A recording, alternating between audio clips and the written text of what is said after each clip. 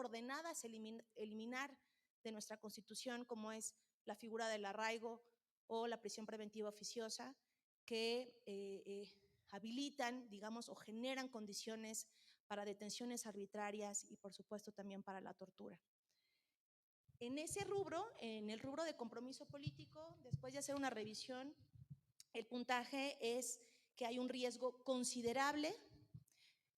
tomando en cuenta que hay legislaciones de avanzada en la materia, pero también tomando en cuenta la contradicción de que tenemos, particularmente desde nuestra Constitución, marcos que justamente favorecen, ¿no? La tortura y otros tratos crueles, inhumanos o degradantes, e incluso la propia detención arbitraria. Tenemos otro eje que es el de acabar con la brutalidad policial y la violencia institucional, y ahí desafortunadamente lamentamos el avance y el progreso, ¿no?, del despliegue militar, los pocos controles civiles que cada vez más hay, y producto de también el trabajo de documentación de las organizaciones que contribuyeron en el índice, lamentamos que particularmente en los años que revisamos, del 2018 al 2023, la Guardia Nacional aplicó el uso de la fuerza en 421 eventos. En 411 de estos se utilizaron armas de fuego. Por esto y otros elementos, ¿no?, y otras ejecuciones extrajudiciales que han documentado las organizaciones, la propia Oficina del Alto Comisionado de las Naciones Unidas para los Derechos Humanos, consideramos que hay un riesgo alto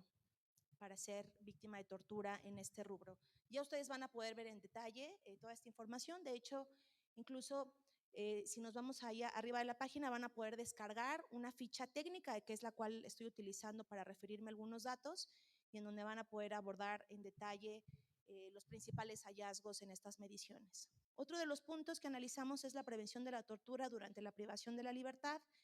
y ahí incluso reconocemos que hay una buena práctica en el país, que es particularmente la encuesta nacional de población privada de la libertad, que es del 2021 y que ofrece datos muy importantes, pero muy preocupantes,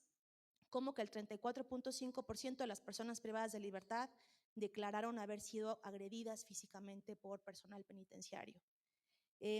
Ahí también destacamos la labor del Mecanismo Nacional de Prevención de Tortura, quien además presentó 86 denuncias penales ante fiscalías de carácter federal y estatales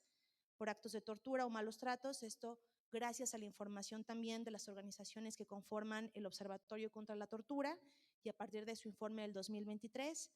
No obstante, consideramos que hay todavía muchos esfuerzos por hacer por parte del Mecanismo Nacional de Prevención de Tortura, y en particular mostramos preocupación por las recientes actuaciones de la Comisión Nacional de Derechos Humanos, en donde consideramos hay potencialmente un incumplimiento a los principios de París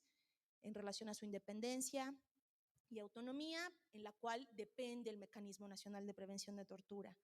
Destacamos preocupación particularmente por el registro de 21 muertes bajo custodia en el Cefareso 16, situación que ha sido en muchas ocasiones por muchas organizaciones que están aquí presentes ya también denunciado. En ese rubro consideramos que hay un riesgo muy alto a ser víctima de tortura. En relación con el fin de la impunidad, que es otro de los rubros que incluye el índice, conforme a los datos del Observatorio contra la Tortura, de su informe del 2023 que presentó recién, al menos hay 4.592 investigaciones iniciadas por tortura y malos tratos a nivel nacional. Preocupantemente, solo hay 18 casos que se han judicializado o se han presentado ante un juez. Es decir, esto constituye el 0.1%, lo cual nos habla de unos niveles de impunidad muy altos, muy preocupantes, y por lo tanto ahí hay un riesgo alto, ¿no?, en este rubro de fin de la impunidad. También destacamos información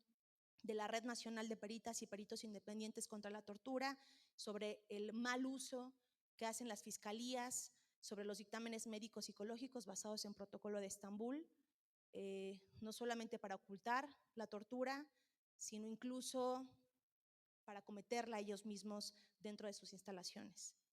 En relación con el derecho a las víctimas, bueno, reconocemos, como ya decíamos, el marco normativo que existe.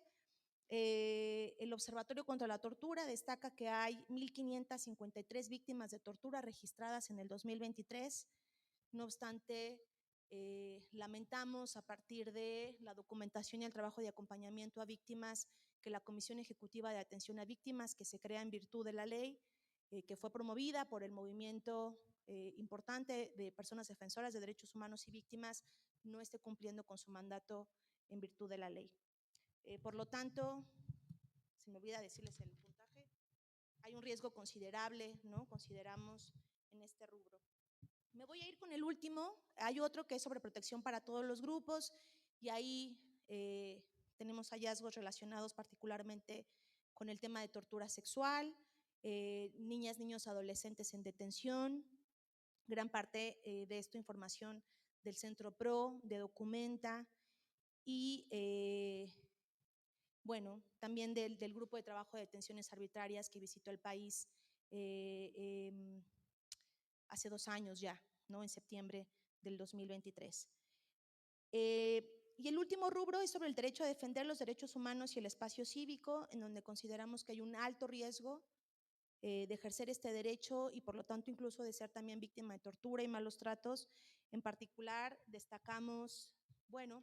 información de la Oficina de México del Alto Comisionado de las Naciones Unidas para los Derechos Humanos, que registró en 2024 9 personas defensoras de derechos humanos, 6 periodistas y 2 trabajadores de medios de comunicación que fueron asesinados producto de su labor de defensa de derechos humanos y trabajo periodístico. En particular, destacamos el asesinato en octubre del año pasado del sacerdote Marcelo Pérez,